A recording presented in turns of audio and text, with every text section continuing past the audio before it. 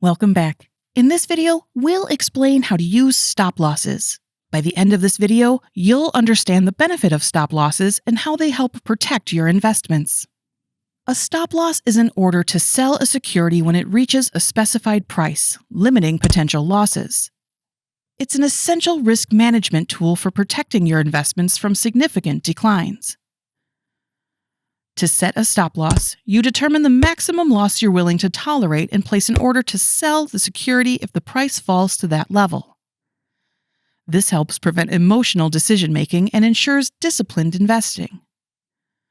Stop losses can be used for individual stocks, ETFs, or other securities and are particularly useful in volatile markets. Imagine you buy shares of a tech stock at $100 and set a stop loss at $90.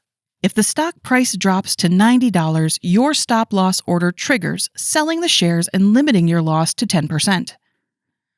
Think of a stop loss like a safety net. Just as a safety net protects you from falling too far, a stop loss protects your investment from significant declines.